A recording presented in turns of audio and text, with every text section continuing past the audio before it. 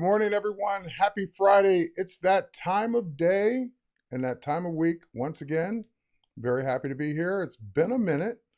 I've been out for a couple of weeks getting things ready for Adobe Max, but I'm back and can't wait to stream live to you today for what we're going to do.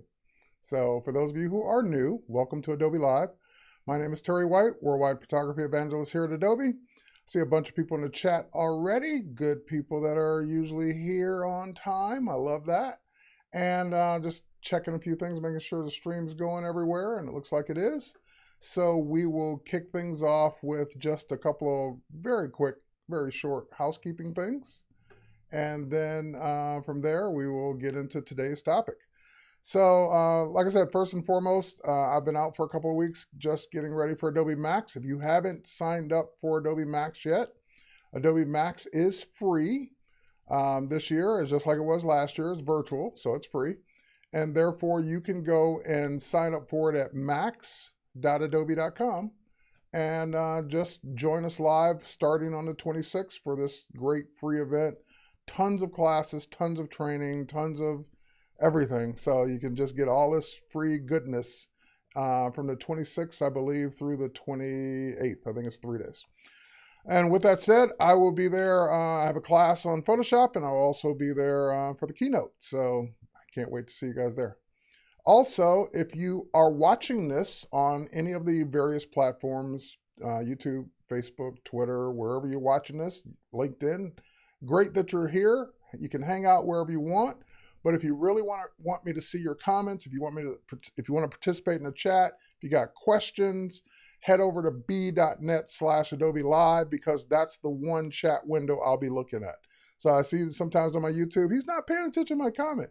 It's because I can't look at all the windows and teach at the same time. So if you really want me to see your question or comment while we're live, head over to b.net/Adobe Live. And if it can wait, you can always send it to me on social media. And I will try to respond as quickly as I can. And I know I don't always respond as quickly as I can, but I will try to respond as quickly as I can going forward. All right. Yeah, I know. Who doesn't like free, right, David? So David's here, Sam's here, Shayna's here, Murray, Chris, Larry, Mike. Welcome, everyone. Kyle Webster, good morning. Kyle's probably going to be doing a stream later today as well. That's it. Okay, a bunch of names I'm just repeating. So if you are new to this series on Fridays, Kyle just reminded me that we have the evangelists doing their master classes all day today. So Paul Tranny was up before me. Then we have the Daily Creative Challenge after me. Then Paul will be back for Photoshop. Then I believe it's Howard after Paul that will be doing UI, UX design. Then Jason Levine will be here this afternoon doing video and audio. And Kyle will be doing drawing and painting. So you have a full day of content every Friday that we're working on Fridays. Sometimes we have the day off. And I'll be here this week and next week, and then Max. So can't wait. All right. Today's topic. Today we're going to be taking a look at user-submitted photos. So these are photos that I always put the link up ahead of time, usually the Sunday or Monday before the stream. I let people upload their JPEGs and RAW files, all voluntary, of course. And you can see my take on how I would edit your photo. So this is not a rule. This is not, you have to do it my way. This is certainly not my way is the only way. Of course, it's all subjective. It's all opinion. It's just, these are the things I would do. You might do something totally different. It's a buffet. Pick and choose the pieces you like. Leave the stuff you don't like. And do it. If you have a better way to do it your way. Nothing wrong with that. And what I love is when someone says, well, why didn't you do it this way? Or I would do it this way. Then great, do it your way. So again, this is just how I would do it. If you got a better way, by all means, do it your way. All right, so with that said, let's dive in and take a look at today's submissions. I got portraits, I got landscapes, I got, as usual, all kinds of things here. Let me just get the window back up and let's switch over. All right, and let's get rid of that. Okay, cool. So I always take the folder of submissions, import them into Lightroom Classic, so that I can see them and arrange them, or not arrange them, but see them and just start the reviewing and editing process. Now, sometimes I do get like 10 photos from the same person, and that would be the only time I'd arrange, because I'm not going to get through all 10. I may pick one or two, move those up to the top, put the other ones below in case I do have time and get to them later. Never happens. But anyway, these are pretty much the random order, kind of the way they came in. And there may be one or two from the same person, but that's pretty much it. So how would I start with this, looking at this first photo? Now, I purposely left 2 photos from this person because one is way better than the other one. This is the photo that I honestly, for the person that submitted this, I would only edit this photo if it was the only one you had, because you got a better one. This is a much, much better photo. So, like, unless there's something significant about this particular photo, something I'm missing, I wouldn't, and again, unless it was the only one you had, which is not, I wouldn't even bother with this one. And the only reason I left this one in the group is because I wanted to show you that. I wanted to show you that you've got, the problem with this particular photo is that the person blocking the horse is, and I could lighten up the horse's eye and we could see more of it. But there's not really, that's not the moment. This is the moment. So that's the one that I would spend my time on editing. I would not spend my time on this one.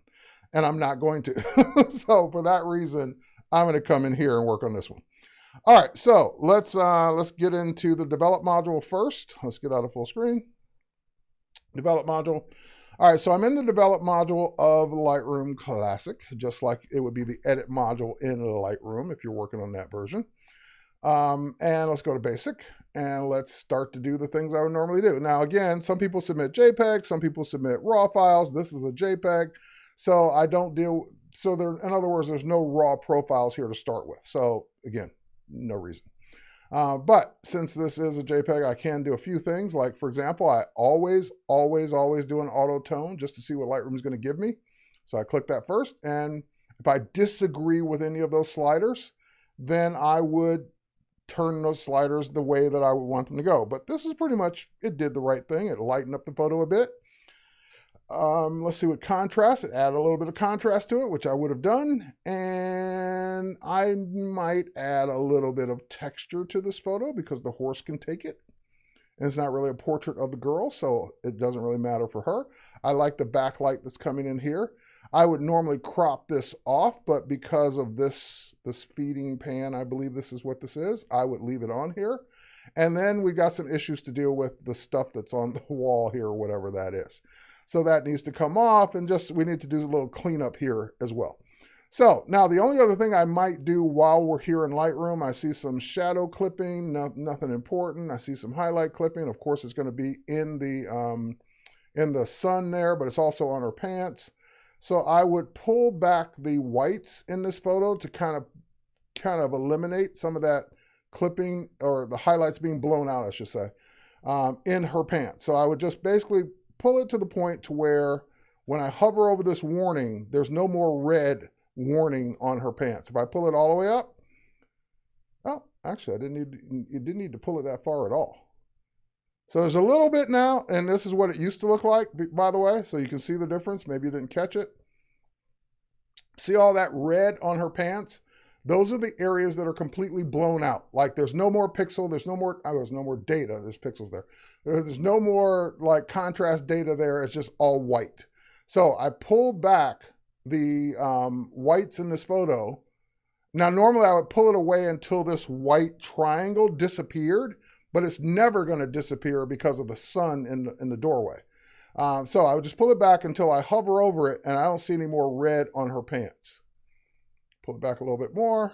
Okay, the red's pretty much gone. Little tweak there. All right, that's enough. Because like I said, you're not going to get rid of it in the doorway because it's just too bright. All right, so now that I've done that, I might still go up on the exposure just a hair. That's about it. And now I pretty much have done the things I want to do in Lightroom. I might look at the sharpening in this photo too while we're here. because JPEGs don't get sharpened automatically like RAW files do. So I might bump up the sharpening a bit. All right, that's pretty much it. So now that's what I would do from a Lightroom perspective, but there's some things I want to fix from a Photoshop perspective.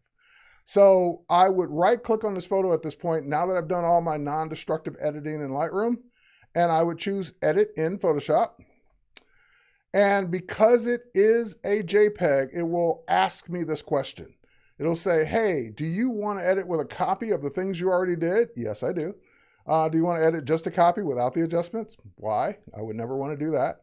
Or do you want to edit the original? Nope, I would never want to do that. So when I say edit a copy, that makes a copy of the photo in Lightroom, takes it over to Photoshop, and lets me do whatever I want. So when people like always, oh, I got to duplicate the background layer first and start there, that way I'll have a safety net to go back to, I don't worry about that because I've already got that safety net back in Lightroom. But just for the sake of people that can't handle if you don't do that, there we go. I made my major background copy for you. All right, now let's go in and let's deal with the things that are bothering me the most, which is this stuff up here. All right, it's just a splatter of something. I'm not going to try and guess what that is, but this is what would be bothering me in this photo because it's going to make me look over there instead of looking at the moment, which is this. So it's either cropped to the moment, which that wouldn't be a bad photo, but if you want all of it, then this stuff has got to go. Now, there's a couple ways to get rid of this. We could clone it out. We could patch it out. We could paint it out by using a lighter color of the wall to paint in the darker areas. So I'll show you a few different methods. You pick the one that works best for you. So first thing I like to do is start with a patch. There we go. So just patching, things like that to try and get a clean area first. All right, now I got my cleaner area. Then I would start in sections here and start patching this. And again, you know, I made that selection too big because it's pulling over the horse's mane as well. So I might have to come over here for this first patch and then continue working. So you could, and I know it's not a clean patch because we're not done, but you can begin like that patch work. Oh, that's even worse. You could begin that patch work.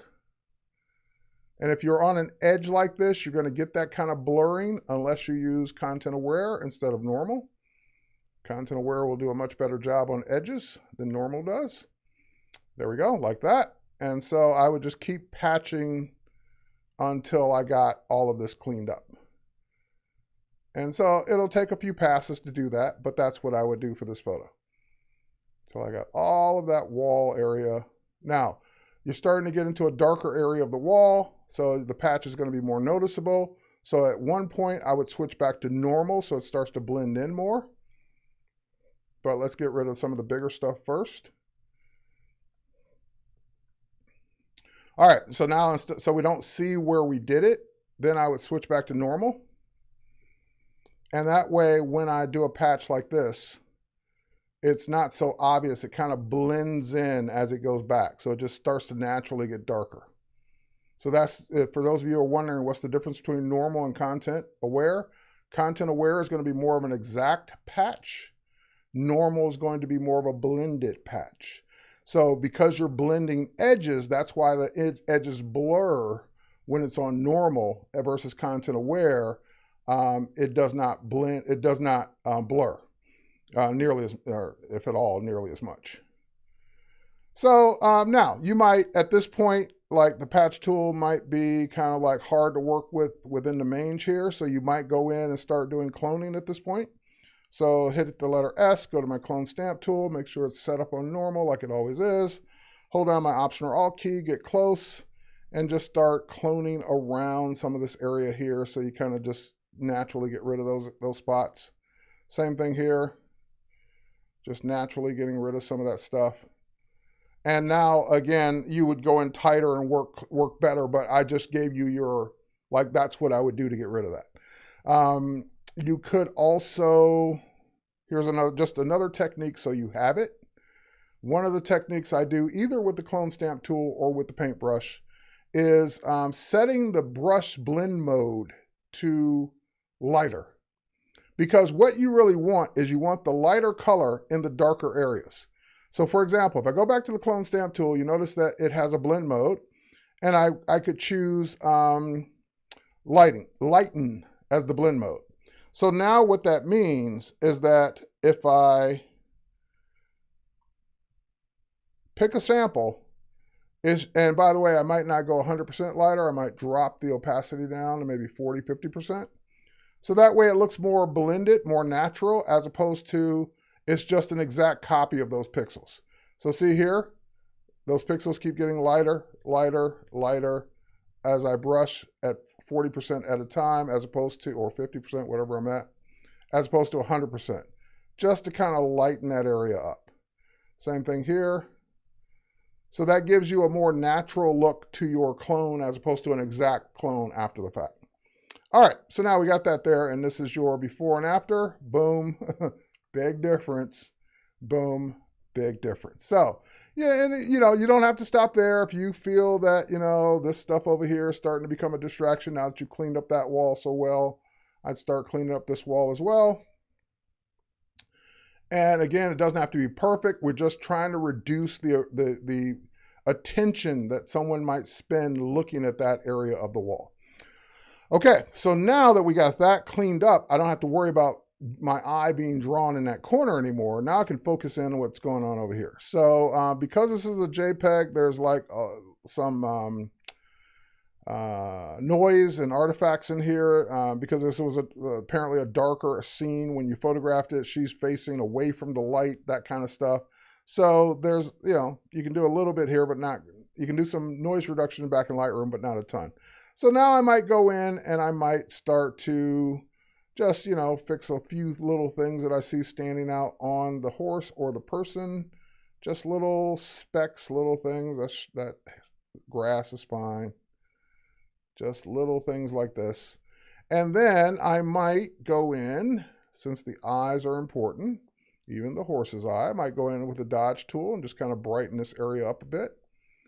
And I might brighten this area up a little bit. But again, there's only so much I can do with the pixels because the grain will start to show more. All right. And yeah, that's about it. So I might crop it down just a hair as well, but I can do that back in Lightroom. Just trying to make sure there's nothing else I need to be in Photoshop for. All right, so those are the things that jumped out at me right off the bat. You can spend hours doing more, but those are the things I would take care of right off the bat. And I'm saving behind me. You can't see the progress bar. There we go. Close it, and when I come back to Photoshop, or I'm sorry, when I come back to Lightroom from Photoshop, this is what you see. You always have the original JPEG you started with, or the original RAW file you started with, and then of course you have the one you edited. Now the one I edited is up for fair game to do more to, so I can crop it down a bit, like I said. I don't need to see this much of the horse from the back, so maybe something like that. Just to kind of eliminate some of the stuff that isn't necessary. Now, again, I said I wouldn't crop the dish, but maybe I would now. So again, just where does my attention need to be? And it really should be in this area. Now, the last trick I might do from a lighting perspective is because, again, I don't like the fact that the back of the horse here, the stomach, is lighter than the rest of the photo. So either A, continue to crop in a bit more, or B, expose them a bit more. So one of the things I might do is I might grab my radial filter, come in here and just grab a radial filter right from the middle in, and kind of like put a little spotlight on them using exposure. Oh, let's do the invert. There we go. Invert the spotlight, do a little exposure on them, not too much, obviously, just a hair brighter, just to kind of put that emphasis on the moment. And like I said, that bright part is bothering me a bit more than I thought it would. So I might come in something like that. But again, that's me. You might want to keep more of the horse. That's totally understandable. But to me, this is the moment in your photo. All right. Yes, you now know how to get rid of poop on a wall. There you go. All right, moving on. So again, if you look at the photos now, we're going to just quickly, like, that's not the moment. That's the moment. That's the one you would print. That's the one you would share. It's just because you don't really see her face. You just see a horse. All right, so let's go ahead and move on now to this one. We got a portrait here. Looks like wedding day. So I got a couple of these. I kept both of them because, like, there's a couple quick things I would do here. I noticed that both feel crooked. They may not be, but the other one, the buildings are leaning, so it is crooked. This one may not be. They just may be on a hill, and the trees kind of look straight up and down, so that's okay. But just first glance, it looks crooked. It's not, but it does. All right, so let's talk about again what the subject is. The subject is them. I like how they're not centered in the frame. Great job on the composition. The sky is not amazing, but again, the attention should be on them, not an amazing sky. So I went in. I would be tempted to go into Photoshop and do a sky replacement, and then it just dawned on me, yeah, making the sky better so you look at the sky is not really the goal here. The goal is they should be the focus. So it's okay that the sky is not amazing because it's not a landscape photo, it's a portrait. So again, let's go back into the develop module. I'll go to basic. This is raw, so I can set a raw profile. I can set it to portrait mode or portrait. I can go in and choose auto, and auto really brightens up the grass. It really does a lot of nice things for the background, but it made them look not as good. So, and that's okay. It kind of balanced the image was probably a bit overexposed. So it brought the exposure down like almost a full stop. And again, that was the right thing to do for the rest of the photo, but not the right thing to do for them. So I don't mind that. I'm going to keep it where it is. But now I'm just going to maybe spend more time cranking up the shadow areas because that is where they live. They're like kind of in the shadows because the background's so bright. And then I might do that same trick that I did before where I, put like a little bit of spotlight on them using exposure and invert. There we go. Oh, too much. Whoa. Not a flashlight. Just add a little bit of light. See again, that's nothing. That's no light. And just adding that little bit makes all the difference in the world.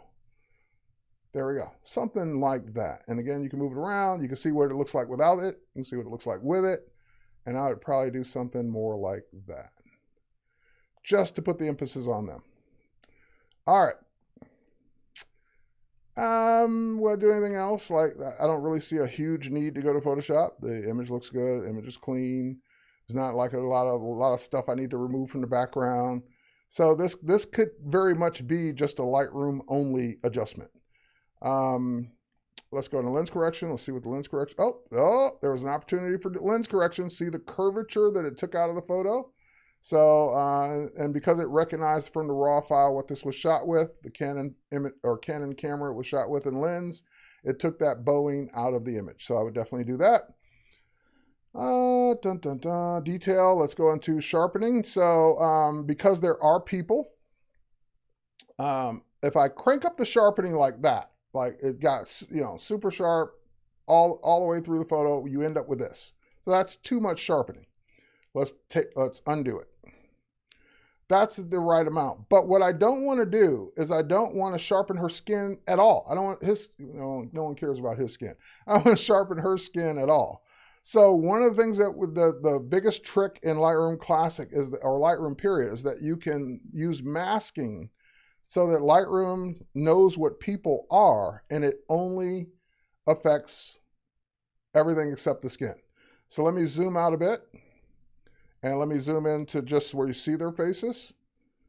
And let me show you what I mean by that. So if I hold down, if I slide masking back and forth, you can zoom in and see what it did and what it didn't do. But the best way to do this so you know which amount to use is to hold down the Option key or Alt key and drag until everything, the skin is dark and everything else is light. So all the other things are light, the skin is dark, and what that will do is everything that was dark will not be sharpened.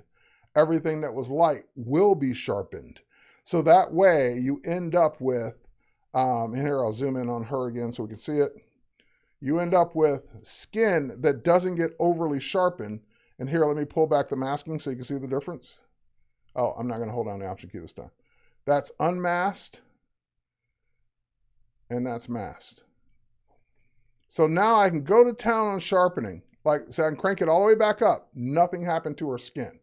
But everything else got overly sharpened. But everything else got sharpened, and her skin did not. So that's just using masking when you don't want to over sharpen someone's face.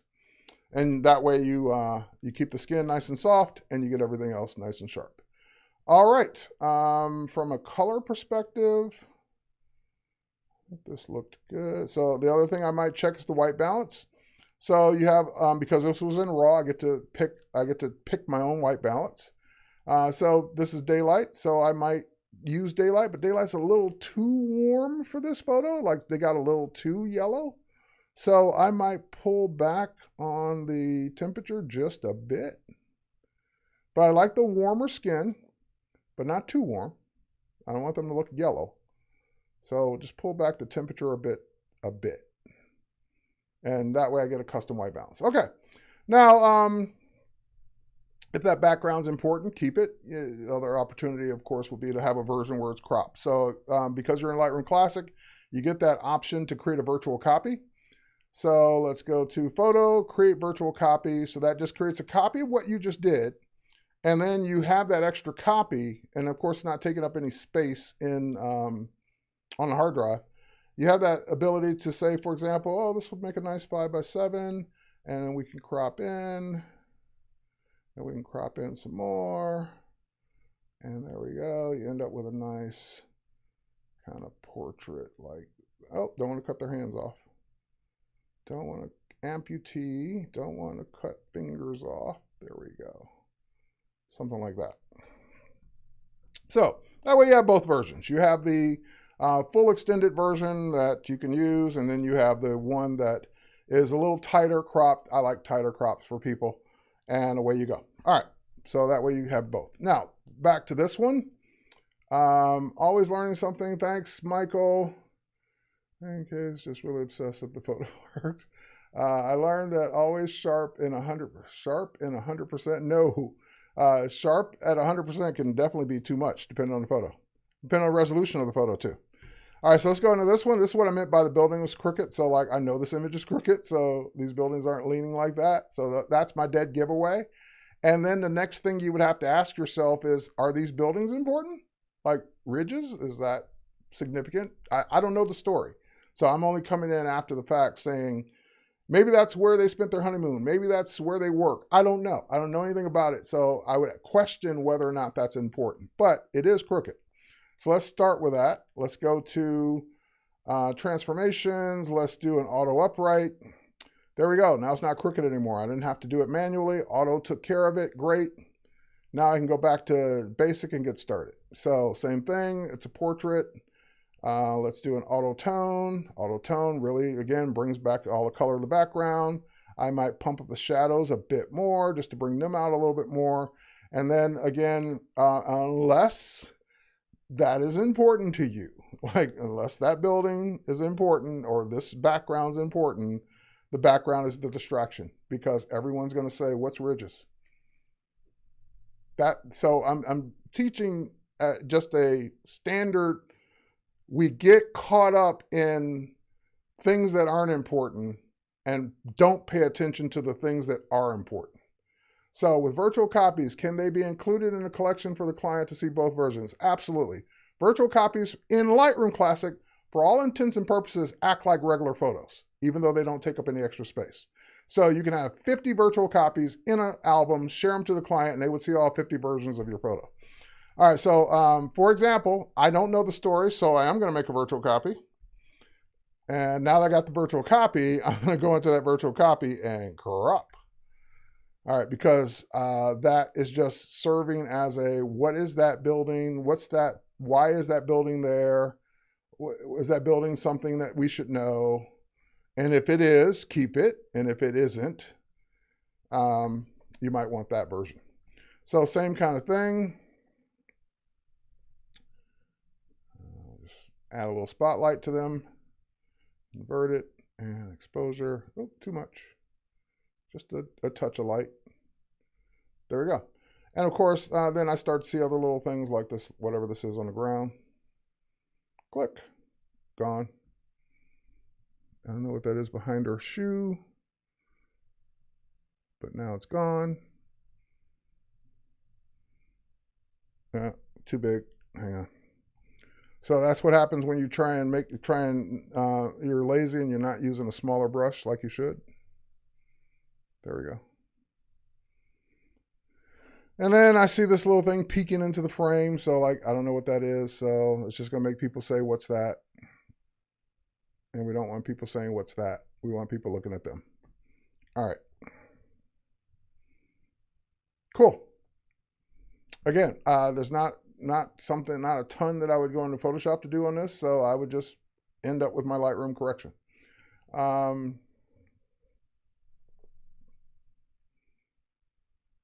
Oh, look at images in 100% when you're sharpening. Yes, I agree.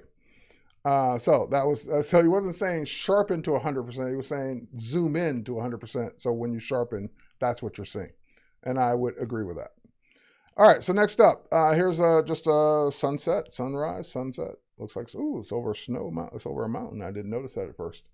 So it's a raw file. So let's go into profile. Let's make it landscape. See how the colors change just that quickly? That's Adobe Color.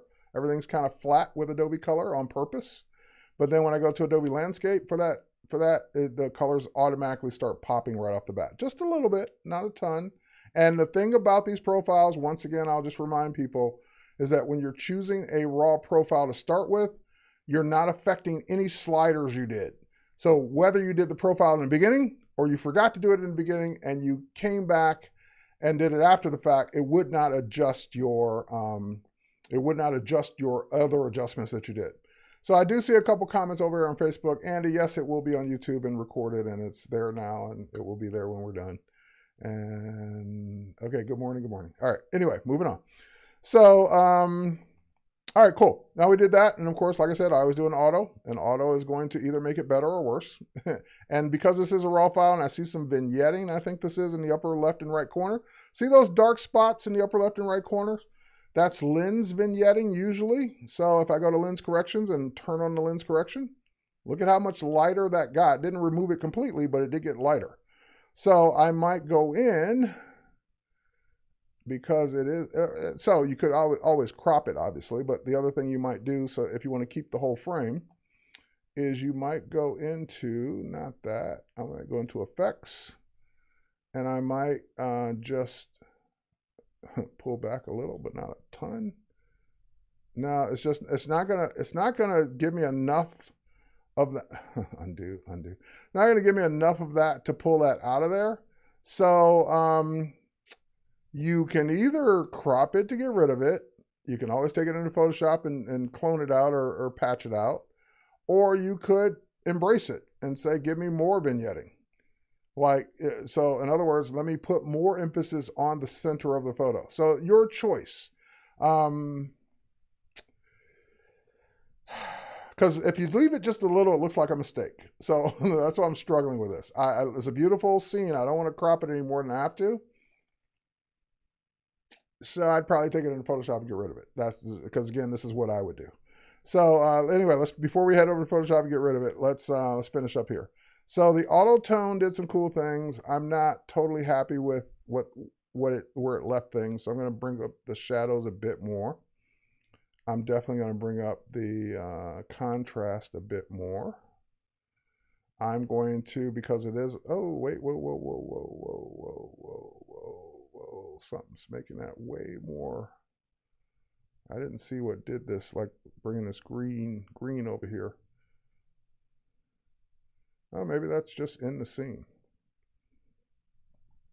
Here, let's do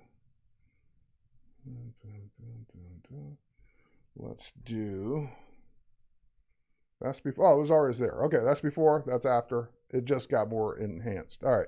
I thought I did something to add some green into the photo. I'm like, wait a minute, that's a little too much green there, but that is in the photo already.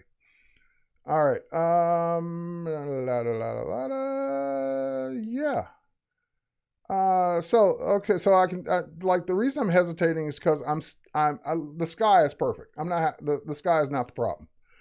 I'm not happy with the foreground. Just from a like it looks kind of purplish in here, and it shouldn't. So that's what's bugging me right now.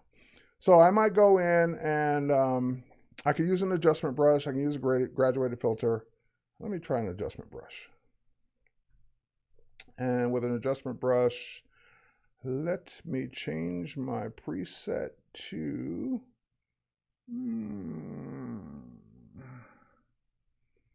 Let me change my preset. Oh, you know what I didn't do yet? Hang on. Before we do this, this might take care of it. Hang on. We didn't add any dehaze yet, and that's not going to do it. Okay, never mind. All right, so let me go to my adjustment brush, and let's go in and add just reduce the saturation a bit, because it's really a color thing. And let's go ahead and just start brushing this. So and let me make sure my auto mask is turned on. Good.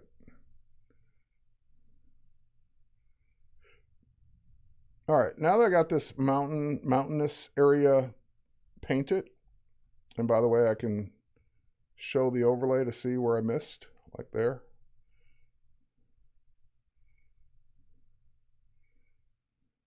Now, of course, you'd zoom in, do a better job, all that. I'm just trying to get to a point here of seeing what's bothering me about that area of the scene. So if I bring down the saturation, just kind of get some of that color out of it. And I know the color is a reflection of what's going on in the sky, but it's not helping me. Like it looks like a mistake to me more than it looks like what it really is. And there's nothing wrong with it. It's just what's bothering me about it. All right, cool. Now I can go into clarity. Oh yeah, see, pump up the clarity in those mountains. Now we're talking. That's what I want. Texture, yeah, baby. And now I can bring down the exposure a bit more because it's about the sky more than it is about anything else. And there we go. So that's the adjustment I wanted. That's before. This is where we started. And that's after. This is where we're at now, and I'm feeling really good about where we are now. All right, so the only thing bugging me left is those corners. So again, Command E on Mac, Control E on Windows, or right click to edit in Photoshop. And again, just that and this are bugging me. That's the only thing. I know what it is. I know why it's there. That doesn't mean I have to like it. And just do a content aware fill, and away we go. Save, close, head back. So here's where we are. All right, let's make another virtual copy just so you learn another trick. Virtual copy on this one, head to this virtual copy, and we're going to go back to the history in this photo. Oh, actually, it wouldn't have any, you're right. Reset the virtual copy, there we go. So the virtual copy's been, or should have been reset. Yeah, that's virtual copy reset. So this is where we started. This is where Lightroom gave us, and this was the finishing touch in Photoshop. And if the sky is bothering you because you now know that that's disconnected because I didn't select all of it, then select more of it so it fills it in. But where we started, where Lightroom got us, and where Photoshop finished it. All right, cool. Next, okay.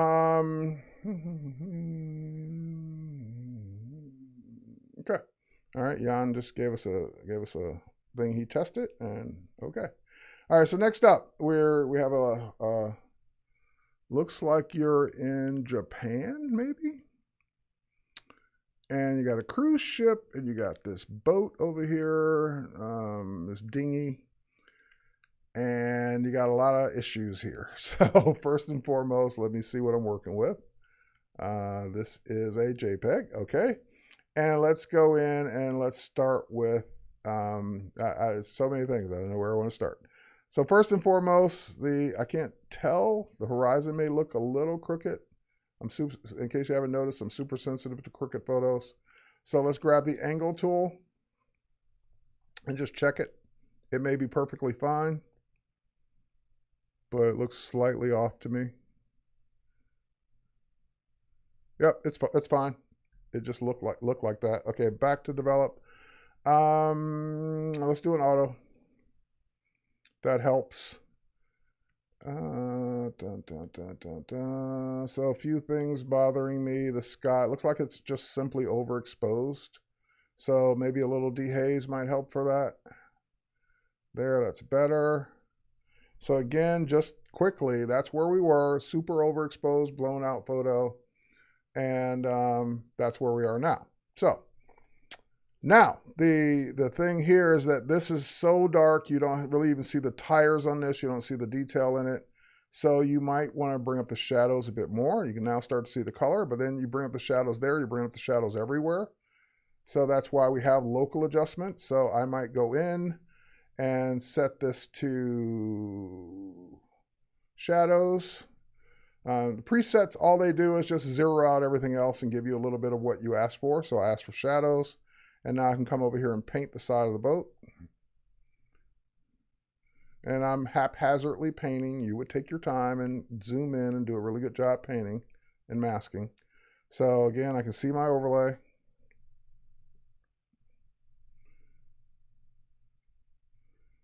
All right, now that I did that, and I'm not doing the top part. It doesn't really need it. I'm just going to go in now and just bump the shadows here.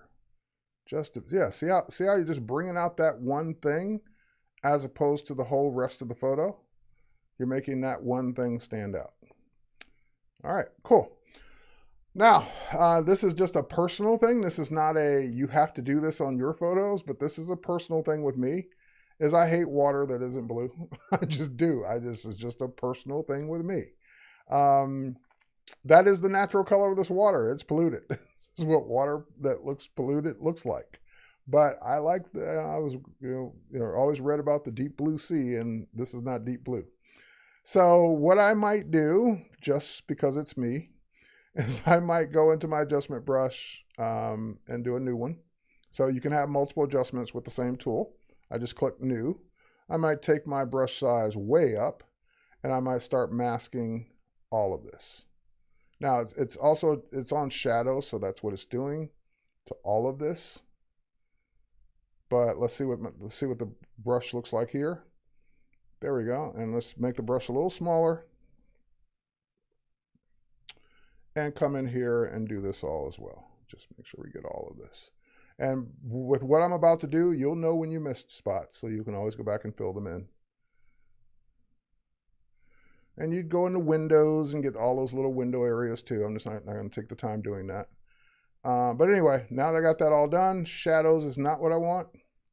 What I want, let's turn off the overlay, is temperature. Just bring down the temperature of that water. Here we go. Just again, I hate it gray. I hate it green. Just give me a little blue. And so, it's not real. It's not real. It may not even be looking realistic, but it is what I like. So this is what I would do. And if it's too blue, you can always pull back. You can always say just a little bluer, or you can say go really blue. It's up to you. And it's just affecting that one area. All right. That, if you're going to use this scene, that would make me happy about this scene. Now, I might also do another adjustment on the sky. It's still a little bit overexposed, but, it is a middle of the day kind of shot with bad light, so that is what you're going to get. So this is, I think, from the same person. Mix in or rinse and repeat. And so if I go previous, it'll bring over those previous things I just did. So I hit previous, it brought over all those adjustments I just did, and I can then go in and undo or do more to the things I did. So for example, this one could use more exposure. This one could use a little more dehaze. Obviously, it didn't paint the exact same area, so I could go in and finish painting that with the adjustment brush. But that is what previous got me, just like that. All right, moving on. So we got a portrait here. This kid, I don't know who he is, but he always likes to submit things to these. I think he just likes seeing himself on my show. But anyway, let's go into develop. And let's go here. It is a JPEG. Let's do an auto. So auto tone, and again, does the right thing to the background, but it makes my foreground too dark. So at that point, I might just bring up the shadows just a bit there. Actually, that looks pretty good the way it is. Now, your portrait is fine. The only thing, let's turn down this vibrance and saturation. The sky is looking a little overcooked. Your portrait's fine. The only thing that's starting to bother me is like that looks like a bridge behind you, and that's the bridge. But like this thing, this tower, whatever this is, do you need it? If it's not important to the story, I might get rid of that. You got some stuff on the ground around you, so I would maybe start to take some of that stuff out of it. But you just got a busy background. And with any time you have a busy background, it's just going to make people start looking at the background and asking, what's that? What's this? I wonder what those power lines are for. Like you don't want people distracted by everything that's going on in the background. So that would be my take away from this. Now, the way we do it in photography, if this was probably shot on a phone, because I see your arm, looks like you're doing a selfie. In photography with a lens, we would, just blur this stuff out with shallow depth of field. So I might go into Photoshop, Command E, open a copy of this in Photoshop. And I might go into a filter like our neural filters. And I might go into depth blur. And it will calculate that depth blur. I see it in the upper right hand corner. And yeah, so I might do something like that to where then the emphasis is on you, not the stuff in the background. And you can, if this too strong, you can bring it down. And it outputs it to a new layer anyway, so you can always tweak it and get it the way you want. If it's not strong enough, you can always crank it back up. So let me take it almost all the way up and see what it does. Yeah, like that becomes, because then no one's going to spend time looking at the blurry areas. They're going to look at you, and that's what we want. So I actually even like it super strong like that. So let's click OK. And again, it outputs that as a new layer. So this is our before, where everyone's going to be looking at all that stuff around you. And this is our after. And this is the stuff that, that we want people to look at you, not all that other stuff. So save that. It's saving with the layer. Head back to Lightroom Classic. And this is our before. And that's our after. There you go, dude. All right. We got like 1 minute left. Maybe we get a landscape in here in that 1 minute. Oh, this is beautiful. Beautiful shot. So landscape, gave me the raw file. Great. Auto tone. Awesome. Just awesome. Great shot. Like I just want to say done, closed, done. Dehaze, maybe a little bit of dehaze. Oh, yeah, even got better. Yep. Like it's not like you could just spend all day playing with this one because it's just a great shot. So that's before, that's after, just quickly, easily. So the background looks pretty unique. I would bet he want to keep that in, but blurry is so mucho better. So again, that's why I'm saying these are what I would do because I don't know the story. I don't know if that background is important or not. If it is important, keep it. If it's not, then yeah, I would I would say that it's just going to make people question what the background is. And that's not what we want people spending time on in our photos. We want people spending time looking at the subject, not the background. All right, and then I might just bump up the exposure just a bit overall. But you got a great shot here. All right, so that's full screen, and that's before, and that's after. Just a couple quick, easy adjustments. And the only other thing that's bothering me now is this one little thing, leaf twig sticking up in the background there. So I might go in and just get rid of that.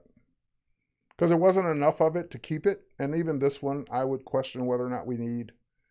Like, do we need it? If we don't need it, then use the healing brush in Lightroom to get rid of it. But that's just nitpicking. Like, your photo's great. That's it. It's great. All right. With that, I am out of time, everybody. I hope that you got something out of this. I hope that you learned. And I'll be back next week. I think we're going to do a Adobe Stock workflow, how to shoot, edit, and submit to Adobe Stock to sell your work, especially while you're in these times of a pandemic where you might not be shooting as much as you normally would.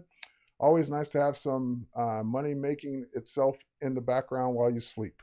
So cheers, everyone. Thanks for watching. Thanks for being here. Thanks for the submissions. Great job on submissions. I ran out of time. There are more photos. We'll just save them for next time. Cheers, everybody. Later.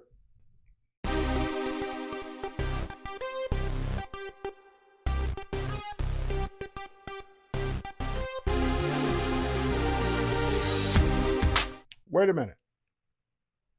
Wait a minute. We're not out of time. We're not out of time. Wait, don't go. We're not out of time yet. I just realized my clock says I have 3 minutes left. I'm thinking, never mind. All right, so I'm not sure why I thought we were out of time, but we're not out of time. Let's keep going for these last couple minutes here. Let's get to another photo. All right, I was going to shortchange you. So let's go to our next one. We got like 3 minutes left. So let's quickly get to a couple more. All right, first and foremost, let's get to this guy submitted before. I remember his train, I remember him. And this is like worst case scenario. This is like wrong time of day, light coming in, blowing out everything else. Not a lot I can do with this, but let's see what we can do. So JPEG, so let's go ahead and just do an auto. And again, not a ton we can do. This is where we really want to try dehaze, because dehaze is designed for this kind of stuff. It's designed to bring back in more detail into your scene. But the problem with dehaze in this one is that if I go as far as I need to, it starts to destroy the rest of the photo. So we're basically going to just live with him in the sun, but we don't have to live with him in the sun as much around him. So what we can do is use our adjustment brush. Is the train moving? Run, dude. No, I think he's the conductor. Anyway, so if the train's moving and he's outside the train, then we have a bigger problem. But anyway, let's go in and let's use our adjustment brush, and let's set the adjustment brush to dehaze. And with the adjustment brush on dehaze, we can go in and just, oh, see, I wasn't careful. Let's zoom in. Wasn't really careful with where I was painting. There we go. We can start to dehaze our subject without destroying the rest of the photo. And I'll just give you this hint. This is going to get a lot easier after Max. I can't tell you why. I can't show you why, I should say. But after Max, this is going to get a lot easier. All right.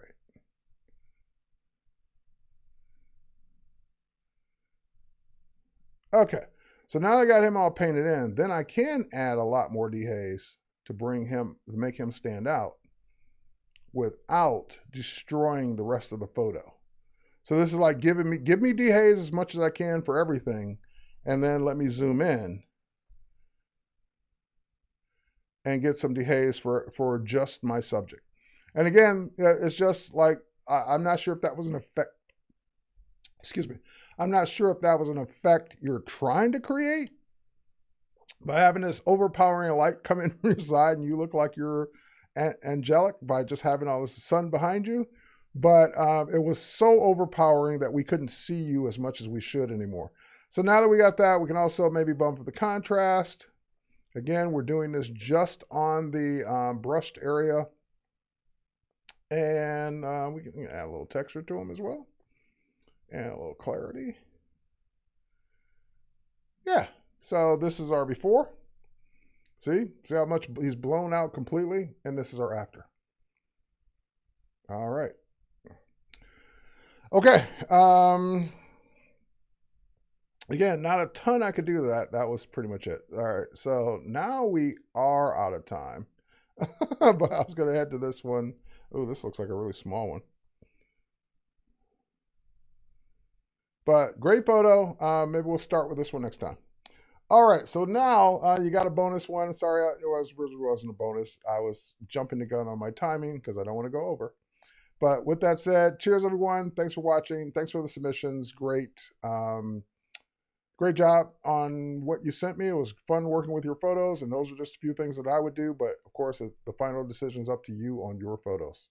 So with that said, we'll catch you on the next one. Stay tuned for the Photoshop Daily Creative Challenge. Bye, everybody.